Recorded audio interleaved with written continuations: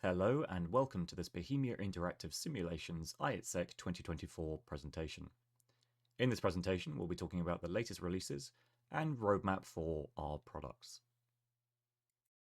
Now let's talk a little bit about the new release.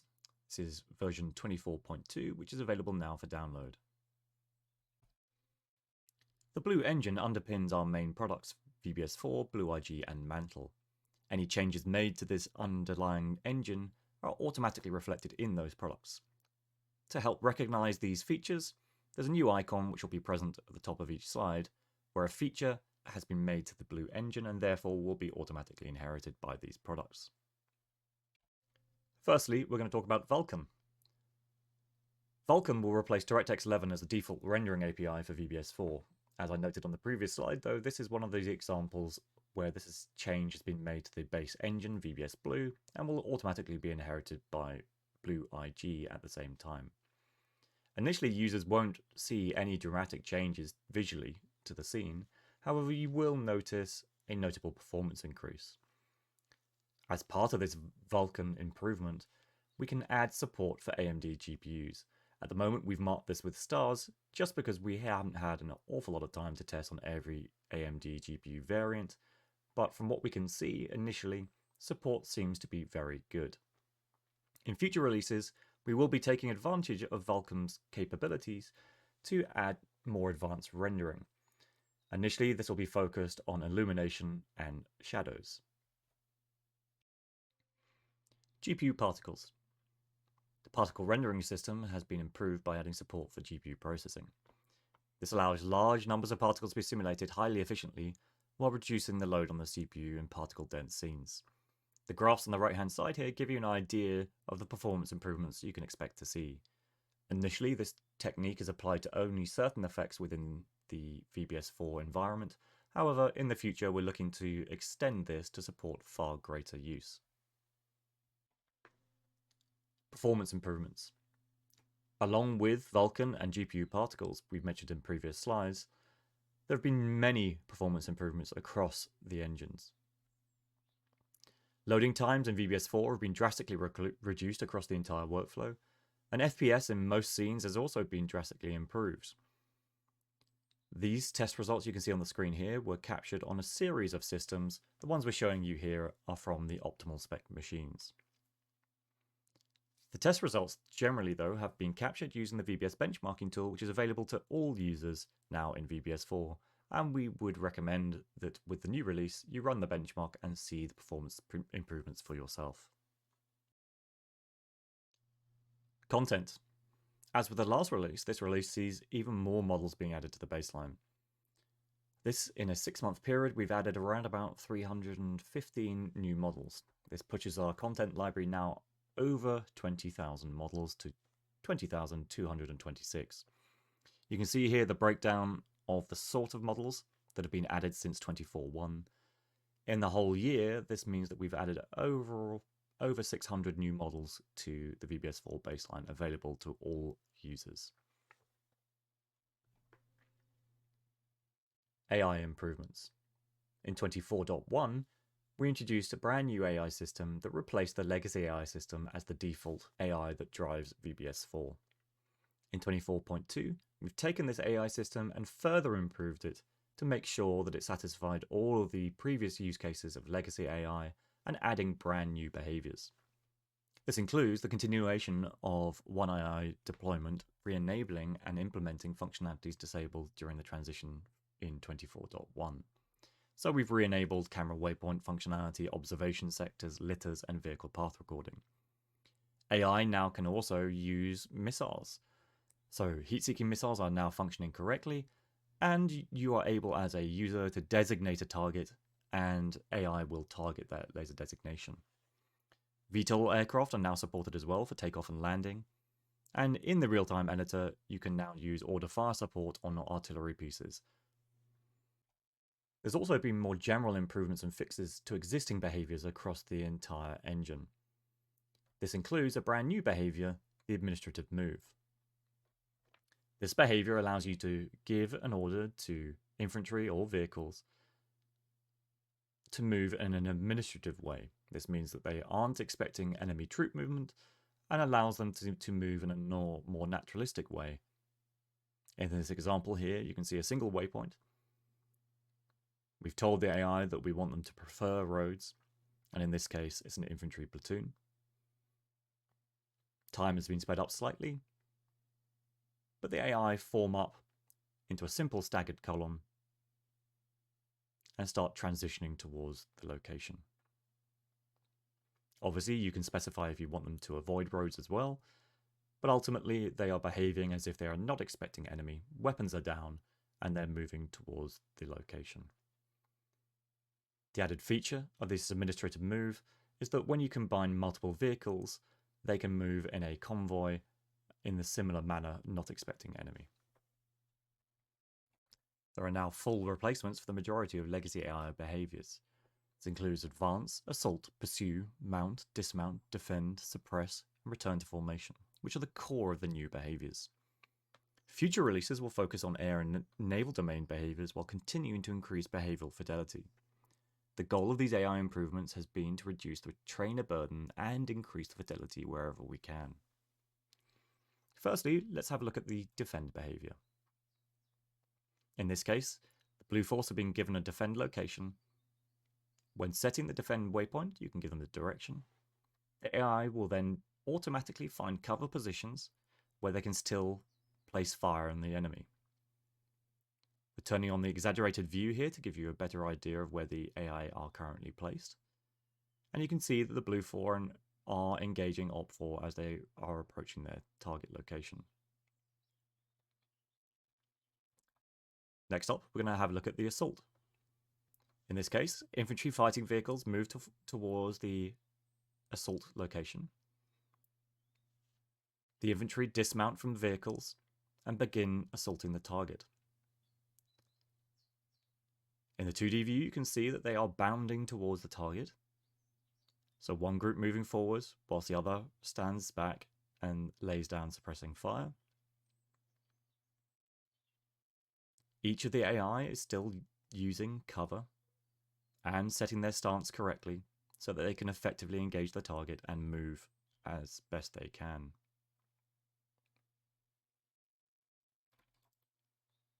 Finally, we're going to have a look at the suppress behavior. In this case, again, the blue force have been given a suppress location, and the suppress has a diameter. The AI automatically find a cover location where they can place down effective suppressing fire whilst also having cover. The diameter is not blindly fired into, but the AI will place down suppressing fire. If a target of opportunity appears though, they will engage it. And you can see here the amount of fire being placed down on the target.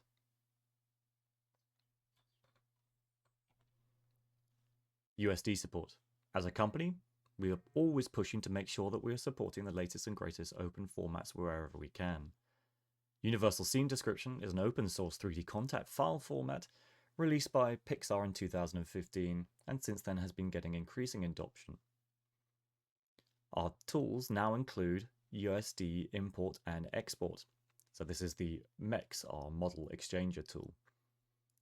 This is the first step in the greater adoption of USD as our common content format. So initially we are using it purely for import and export, but the goal here in general is to replace our proprietary formats, P3D, entirely in the future.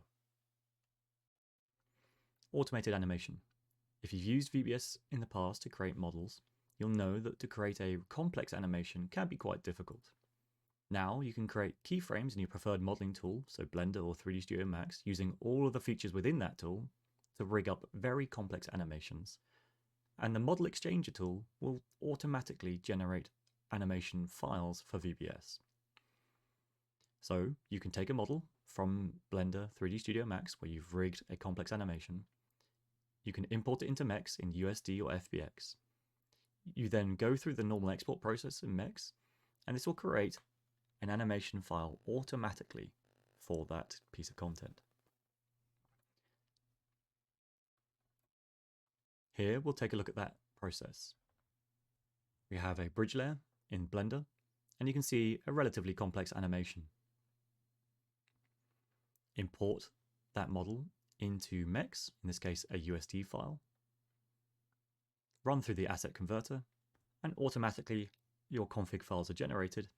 And here is a link to the animation file, which is many thousands of lines long. You haven't had to do any manual work here. This has all been automatically generated. When imported into VBS or Blue IG, the animations can be accessed in the normal way. And you can see the animation here directly matches that of the exported one from Blender. Global terrain imports. In this release of 24.2, we have again updated the OpenStreetMap base data that provides the global buildings and global roads. So you'll see much better coverage of global buildings, so more buildings in more locations, and better roads generally. These roads will also have better regional colouring. We've also added global airports. So there's around about 12,000 airports that have been added to VBS now. All of these airports have the correct vector layers, so you'll see taxiways and runways, and we also have lighting where the data is available. Global power lines, again, if the data is available in OpenStreetMap, where there is a power line in the data, you will see the power lines in VBS. No global bridges yet, but the bridge technology is supported in TerraTools and Geo.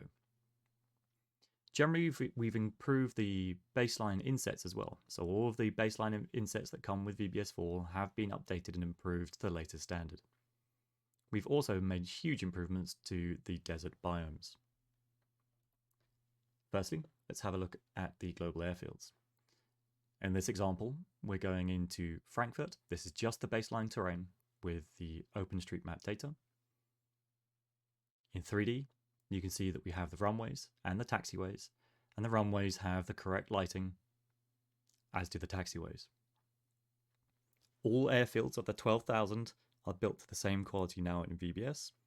As always though, you can go into Geo and modify particular elements of the runway or the associated buildings if you want to.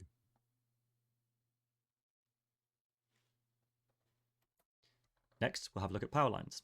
In this case, just an example of some power lines heading towards San Francisco. The data is present, so we know the power lines are there. We don't know exactly how the pylons will look, but as with the runways, you can go into Geo, select the power lines, and change the pylons to be any type you might like. And finally, we have a short GIF that's going to go through some of the improvements to the desert biomes. So you can see that before, although we had good coverage of desert, the detail within that desert biome was not particularly good. That's now been drastically improved. So anywhere you go in desert areas, or at least arid areas, you can see a huge improvement.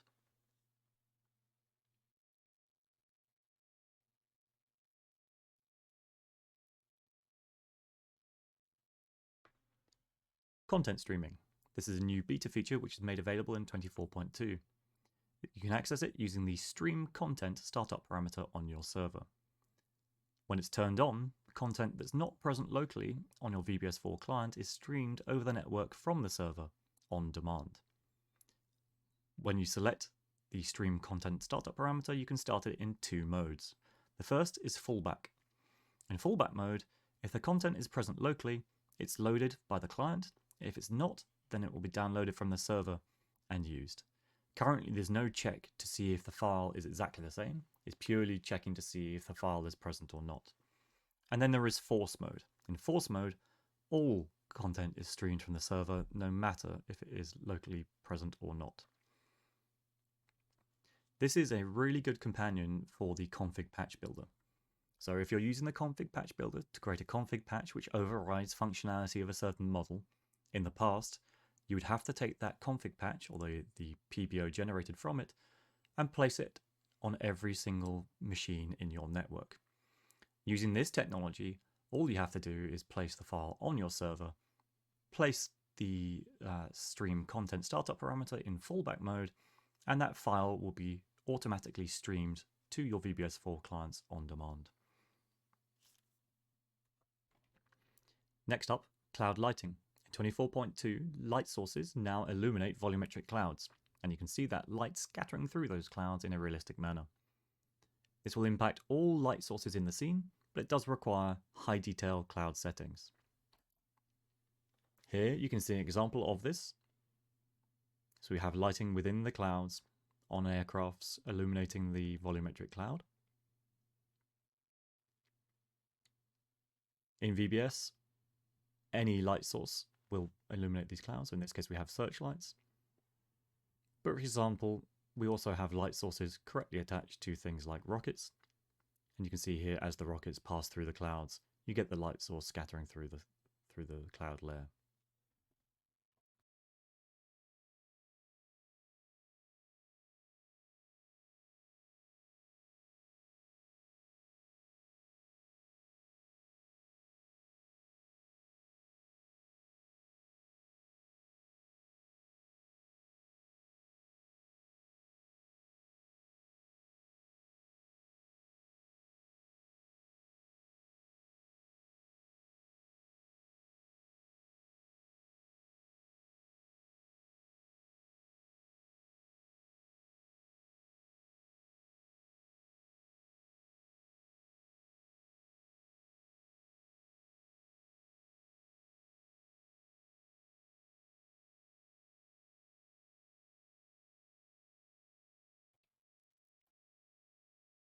Here, you can see the ECS system working.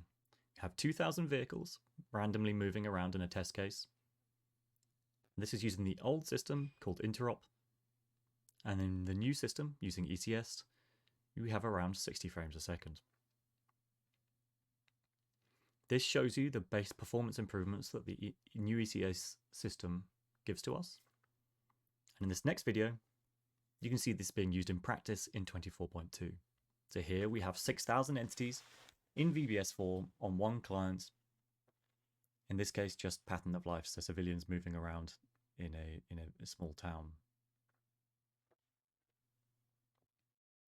All of these entities are coming in over gateway. And if I skip forward a little bit here you can see gateway. But the important thing here is this is all being driven by one other machine, and that machine is running 6 headless VBS clients. All of these clients using DIS to then communicate with the first client. So that's one PC, 6 headless clients generating 6,000 entities of pattern of life into VBS. Running in the high performance mode, we're able to do this at extremely good frame rates. You can see here as a dismount, walking around amongst these AI. And because these AI are generated by VBS, they have the full simulation. So in this case, if we put down an explosion,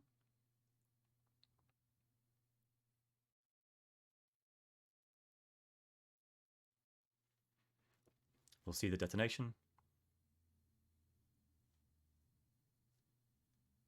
Because the detonation is published across DIS, all clients respond and the AI behaviors are as you would expect. Blue IG symbology support. VBS4 now has support for the Blue IG symbology system. This allows you to create HUDs and overlays for VBS much more simply than you could in VBS by using Lua scripting. If you've tried to create new UIs in VBS in the past, you'd have to be fairly knowledgeable in configs and scripting, and now you can just use Lua. This gives you much better control over overlays, and you don't need to have a deep knowledge of our script or configuring language. Initially, the Reaper drone in VBS4 is using the new system. You shouldn't notice any visual difference, but you may notice that it performs better than the old system. This example is fully documented and available in the documentation for you to use in your own projects. Unmanned vehicle system. If you used VBS in the past for unmanned vehicles, you'll know that we had a system like Control Link and we had ground control stations. There were actually several ways of controlling remote vehicles. The new unmanned vehicle system unifies all these various control systems into a single, more user-friendly approach. It allows you to create control networks, and these networks to have control over specific types of vehicle. In the video here, we have created 3 UVS networks. One that we've called the UAV network, one that we call the UGV network, and one that controls security cameras. Once you access the UVS network, you can select the network at the top, Here we're selecting UAV, and we select the payload of one of the aircraft. One good improvement here is it allows you to see all positions available within the remote vehicle, so you can select much more simply than you could in the past. So here you can see a UGV, and then finally we can also select security cameras in the same way. This gives you far more control than you had in the past and hopefully a lot more simpler to use. After action statistics unification. So all of the existing after action review statistics have now been unified into a single new interface. The interface allows you to explore the stats as you want, and then allows you to export them into a CSV file, so you can then import them into any tool of your choice. In this video, you can see how you can access the new interface. As I said previously, you can explore or search through the statistics in this UI. And everything you're seeing here is context aware based on what you have selected in the timeline. So in this case, we have nothing selected, so no area of the timeline selected. So it's showing us the stats for the entire mission.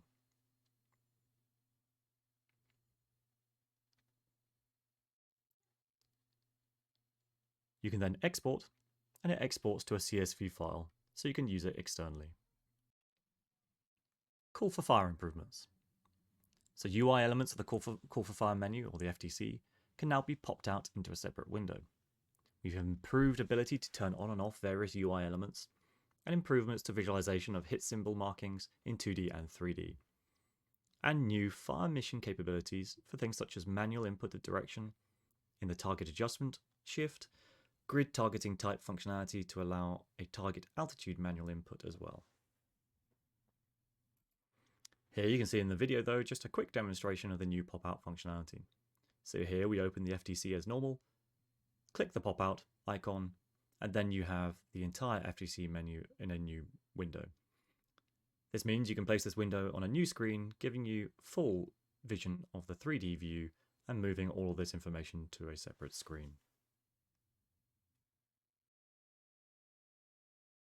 Next up, we're going to talk about long-range rocket simulation. So there's a new rocket simulation added to VBS4 that allows the representation of much longer range missile systems or rocket systems, such as HIMARS. The new simulation supports ranges far beyond what was previously possible. The new technology is accessible via the Fire Direction Sensor, the FDC, with some default rocket systems pre-configured. All of the configurations of the rockets are available within the config files, so you can configure your own and you can add them to the FTC as you like. Here in this video, you can see our launcher location and a quick measure distance tool that is showing us a range across the top of the Alps with a target about 85 kilometers away. Here we have our HIMARS, and you create a mission as normal. In this case, we select an FO. We're going to use a recorded target, so the one that's around about 85 to 86 kilometers away. Select a GMLRS rocket type, 2 rounds per gun, and we'll start that mission. You can see the vehicles here preparing, and we're going to skip forward slightly.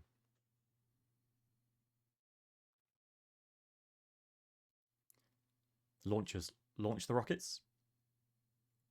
Here you can see the rocket trails and the 2 volleys. Here we can use the bullet cam and track the rockets through their course. As you can see, these are real entities. If there happened to be an aircraft or flying overhead when these rockets went up and they collided, they would explode as you would expect. And you can follow the rockets all the way from launch to the target. And in this case, you can actually see other volleys from the other launchers in the same scene.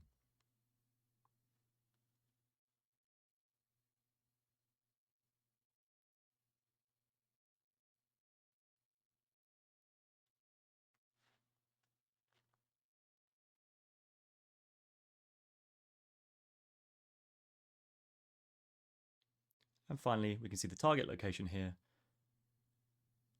with the FTC annotation, so you can see the line and the hit locations. And in this case, you can see the new visualization of the hits.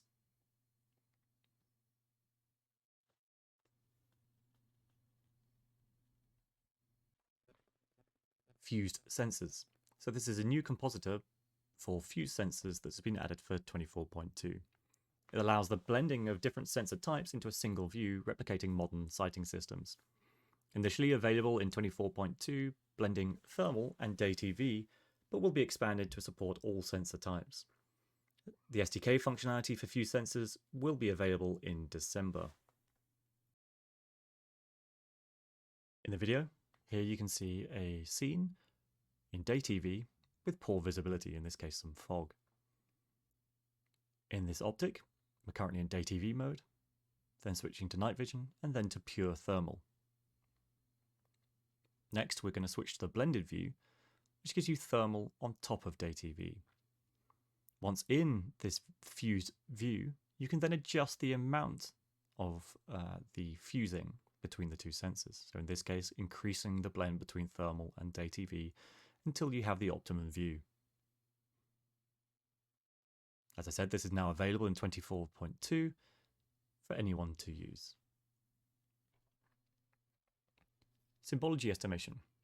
Symbology estimation, or how we or the engine decides the symbol that should be placed on top of a unit in the simulation, has been completely overhauled for both individual entities, groups, and higher echelons.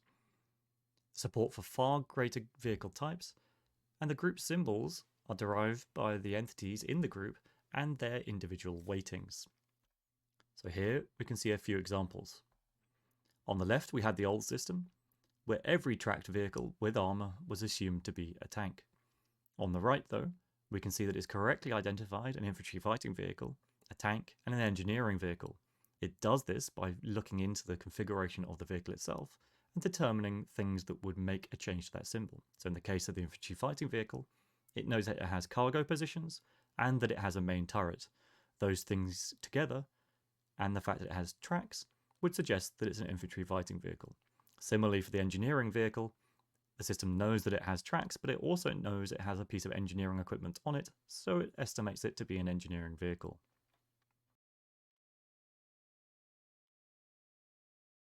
In another example here, we can see 3 more vehicles which have been originally estimated incorrectly with the new system which are now estimated correctly. So we have a multiple launch rocket system, correctly identified as an artillery piece, a APC, and an ambulance. And again, the system here has looked into the configurations of these vehicles and determined to a far better symbol than it would previously have been able to. Now we're going to have a look at the estimation of groups. So here we have an ambulance, and we're going to place down a rifleman. Once the rifleman is placed, we're going to link them to the ambulance. As you can see, the group symbol remains that of an ambulance group. However, as we add more and more infantrymen, eventually the symbol turns into an infantry section.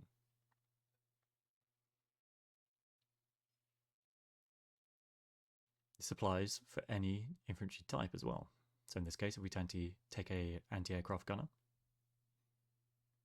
and link them to the ambulance, again, the ambulance remains as an ambulance group symbol. We add more and more, and eventually it turns into an anti-aircraft group. Next up, geo improvements. In this release, we've added brand new road textures and improved road intersections. We've also added a brand new tagging system to all content that's available within Geo. This allows you to search and filter for content much more simply. We've also made big improvements to bridges, so allowing surface texture mapping, additional bridge models and functionality, and new bridge pillars. We've also improved the control over extruded buildings, allowing you more control over the height, the roof type, and foundation. Firstly, we're going to look at the new road intersections. Here you can see a very complex road intersection, and the system does a much better job of figuring out how that road might be connected in reality. Again, as you add more roads, the system adapts to that intersection. As always, every intersection and join that you see here in the road could be adjusted at a later point. Now we're going to look at the new tagging system. So here we're going to go to the model tool, and you can see the normal selection of models. Now if I search, the search automatically is finding tags. In this case, the tag is Copehill, which is a training area in UK. I can also find any model I like and add my own tag to it. So in this case, it's a greenhouse. So I'm going to add a new tag and I'm going to call that tag garden. Once that tag is saved, I can then search for the garden tag. And you'll see everything with the tag and also other objects which happen to have garden in their name or description. The content library has a huge amount of tags already added. So you can see in this case, I search for industrial, and you can see everything in the content library which is associated with an industrial theme. And finally, we'll have a look at the new bridge system. So here we have a river crossing. There's some imagery on the terrain which gives an idea of where the bridge should be. Here we have normal roads at both ends. And we can switch the road system into bridge mode. We can configure the type. And we select a line that joins the two road ends together. We can then edit that road, bridge, and raise it up above the terrain in any way we like. So in this case, it's been raised above the river.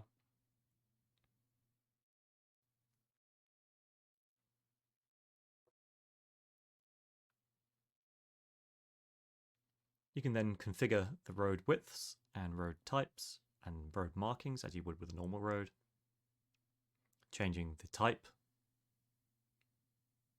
and color of the road.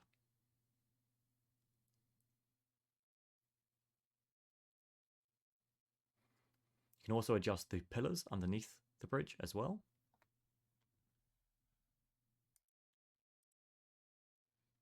You can see in this case we've managed to create a bridge very quickly which matches the roads on both sides and with a very simple pillar structure underneath. VWS improvements or VBS World Server improvements. We've added the ability to do runtime coloring of satellite imagery. So if you have created custom insets and you have loaded those onto the VWS, you can now modify the inset config.xml and alter the way that imagery looks at runtime to tune it without having to rebuild the terrain. We've also improved the web interface of the VWS to be much more responsive. We've also improved the inset bounding bot accuracy for user-created insets. And importantly, we've also massively reduced the size of the geocoder. The geocoder is the file that you have to download from us to allow you to search for locations offline without using online services. This was previously 112 gigabytes, but it's been reduced down to just 1.2 gigabytes. And also, there's a huge amount of bug fixes and small improvements made to the system in general. Here we can see the real-time modification of the inset XML, inset config XML. You can change the brightness, contrast, exposure, gamma, saturation, all at runtime to tune the imagery to your liking. This obviously is far quicker than adjusting the imagery or the base imagery yourself and then recreating the terrain. Now we're going to talk about the TerraTools improvements to be found in 24.2. First up, TerraTools is moving away from its legacy licensing system FlexLM into the Weeboo licensing system, which is the same system used across the rest of BISim's products.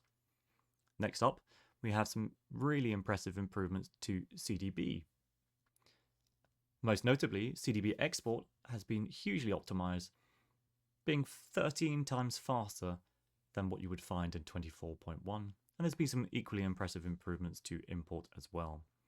Big improvements for performance and stability in batch processing as well. Well-formed format improvements. This is the format used in TSS, TMT, and One World Terrain.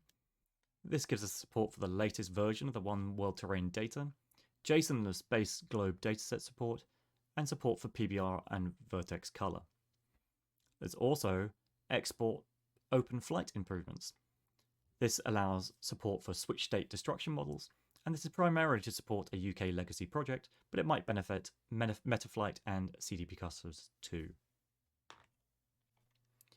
Now we're going to talk about Blue IG and the improvements specific to this product. As I've mentioned throughout the presentation, most of the features or graphical improvements in the previous slides may have been available in both VBS4 and Blue IG, but everything in this section is specific to Blue IG alone. First up, there's been some big improvements to ship wakes. So this is how ship wakes are supported directly now from a VBS4 host. So you get direct replication, and you also get proper wake support through SIGI. Improved ocean clamping, so that's the clamping of entities such as ships onto ocean waves. Big overhaul to lifeform animations to massively improve performance. Improved airfield lighting and controllable airfield lighting, so this is the ability to control individual lights on a runway, for example, via the SDK and via SIGI. Finally, SIGI router. Big improvements to the SIGI router, improvements to the UI, ease of use, and documentation. And built-in support for query load balancing. You take all the queries from a host and spread them out to all the IGs and collect all the responses and then merge them back into a single message to the host with no change on the host software. This allows you to drastically improve performance by spreading out the load on a single client. If you don't know what the SIGI router is, this video does a pretty good job of explaining it. So here you can see on the left-hand side, we have a SIGI host session, and on the right-hand side, you can see the Blue IG session. We're going to create a module in the middle that's going to intercept the SIGI packet that's coming from the host and transform it into something that you want. In this case, we have a desert tank floating in the air and pointing in the opposite direction. By adding this central module and modifying the script that runs on it, we can take those packets and convert them into what we want. This has huge benefits for customers who don't have access to the original host system, but they know that the host system is talking some version of SIGI. It's quite common to find host systems that have been around for a very long time and don't have any documentation, or the original developers are no longer around. Using the SIGI router, you can very simply intercept messages without having access to the host system source code and convert them into what you like. As I said in this example, we've created a central module. We're going to make some adaptations. In this case, we've told it to receive the desert tank and convert it into a woodland tank. We're then going to say this should be clamped down to the terrain as well, and apply that change. And then finally, we'll turn the tank around. All of these changes that you're making can then be saved and can live with your implementation. So you never have to change the host, but you get exactly the response you like on your client IGs. So here we're going to take the vehicle and turn it around to face us. And if we go back to the visual view, we can turn off the modifications so they just pass through the original message, or we can turn it on and you can see the changes happening in real time. Now we're going to talk about the 24.2 patch. There were some features that were too big and came along too late to make it into the release in November, but we decided to add them into a full patch that's coming out in December for you to use. Nuclear explosion simulation. This is a major feature added to this new patch out in December. This new nuclear blast simulation will be added to VBS4, and it includes light flash, including blinding effects, a mushroom cloud that is accurately scaled to the yield of the explosion, a pressure wave simulation, trees and grass animate in response to the wave. There is also a hearing loss simulation for entities in range of the explosion. Destruction is also simulated, including damage to terrain, buildings, and trees. The feature required the development of the GPU particle simulation that we mentioned earlier in these slides, and this is available from December in the patch to 24.2. Firstly, let's look at the light effect simulation. This is drawn out to unlimited draw distances, and it simulates the characteristic double flash associated with atomic detonations.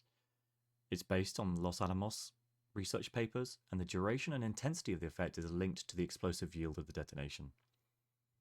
This will also be linked to the trainee avatar's blindness depending on where they are looking at the point of detonation. Next, we're going to look at the terrain damage and charring. Here you can see the result of a nuclear explosion. All of the destruction here has been made to procedural buildings and trees. You can see that each building creates a rubble pile, and trees are either snapped or charred. You can also see here that the terrain surface itself has been charred. Next, we're going to look at a test setup where we can visualize the nuclear explosion in the 2D map. Here you can see several rings on the map which indicate different areas of damage, and the grey circle growing in the middle there is simulating the pressure wave as it spreads out across the terrain. Next, we're going to look at the entire effect together. So here we can see the initial detonation and the mushroom cloud starting to form. As was previously stated, the mushroom cloud is correctly scaled to the yield of the explosion, and you can see it from everywhere in the terrain.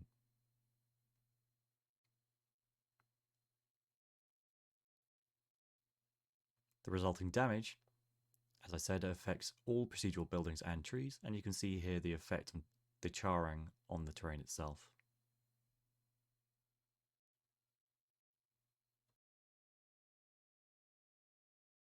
Next up, we're going to look at a new fog of war system. The new fog of war system will allow for better representation of perceived truth and simulate the AI knowledge chain. The system is going to be based on detect, recognize, and identify values. Each entity and vehicle config will store the ranges for each DRI value, overridable via the config patch builder. The value in the config defines the capability, and then the AI brains define the possibility. So, for example, if you had a vehicle that was within the detect range ring, it wouldn't simply be detected. Firstly, the system will say it could be detected, and then the AI will confirm whether it was possible to be detected. So, in other words, is it visible? Is it hidden behind cover? The impact of the fog of war will then be represented in the CT view for your users.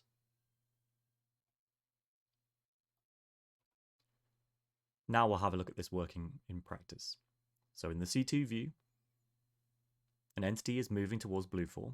Initially, it was not recognized, it was just detected. Then it becomes recognized, so it's recognized as being enemy. And eventually, as it gets close enough, it'll be identified as being an infringement. Obviously, all of these ranges in this demonstration are massively compressed. Next up, we're going to have a look at the New Zealand Lav 3. This includes a complex simulation of the fire control system, including ranging, lead estimation, as well as including azimuth indicator and subsystem power indicators. A new development system was created to visually configure the interaction between subsystems. This new development system will allow us to more easily configure more complex vehicles in the future. Here we can see a demonstration of the fire control system. All of the panels in the simulation can be resized and moved. And here we can see a demonstration of lasing a target and the reticules adjusting just like they do in the real vehicle. The full of shot and hitting the target, changing the weapon system, rearranging, and again, the reticles adjusting.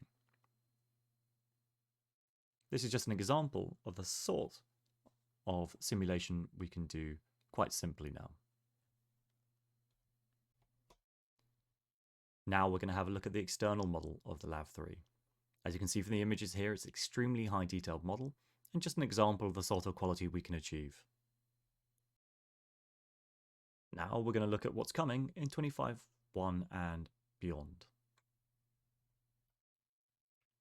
Firstly is a brand new vehicle camouflage system. The new vehicle camouflage system allows you to create camouflage templates from vegetation placed all over the vehicle. These templates can then be saved, and then users can load them up at runtime. In the video here, you can see an Ajax parked near the woods, and we can apply an existing template.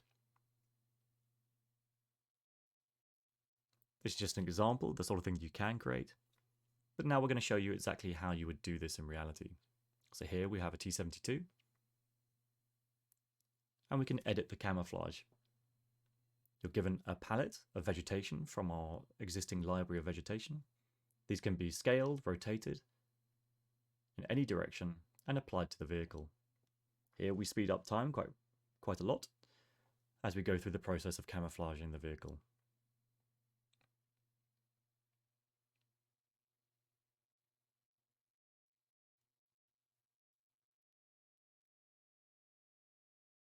Now that the vehicle is camouflaged, we can save the preset with any name we like.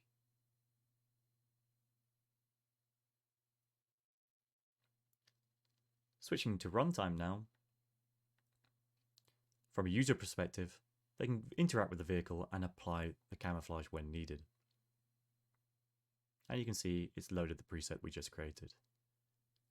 Obviously, as you move, the camouflage moves with you and affects your viewpoint position as well. So you can see here it is blocking the driver's view slightly.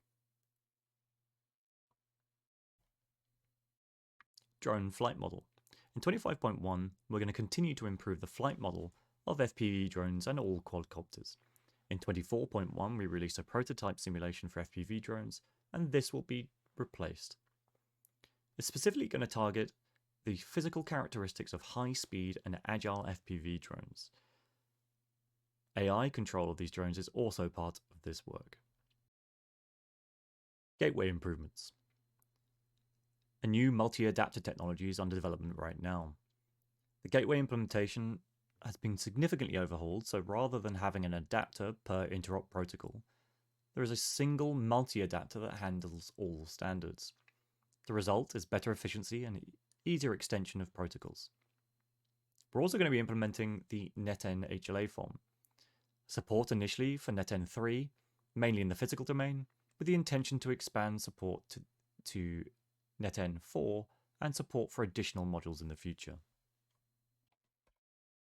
Next, we're going to show you a very sneak peek of the new tunnel technology that's under development right now. As the message on the screen says, this is very prototype right now, so please be aware that you'll be seeing some prototype UI. Here, a road's created, and this is then converted into a tunnel in the same way that you can now take a road and convert it into a bridge. This isn't simply creating a flat line through the mountain, but the road itself can have undulations in the terrain. So here you can see the tunnel has been created. And if I skip forward, within the terrain, you can actually see that the tunnel itself has a curvature.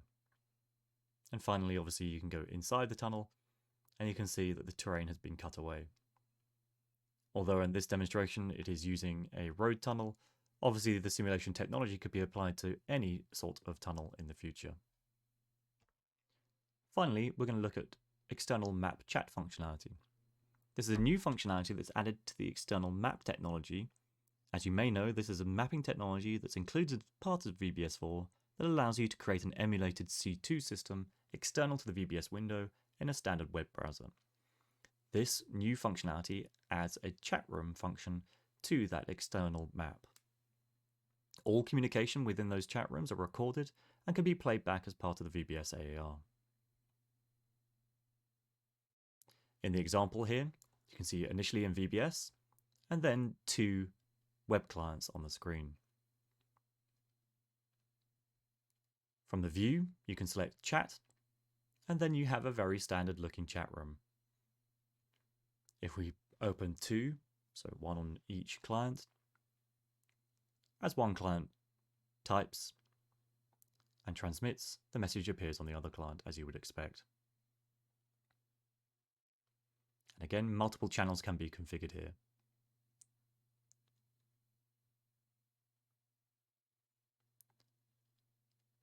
With the chat done and the mission complete, we can now switch to the AAR, and you can now view all of the chat from the AAR. This will allow you as a trainer to see exactly what was said in the text chat in the context of the overall mission. Thank you very much for your attention.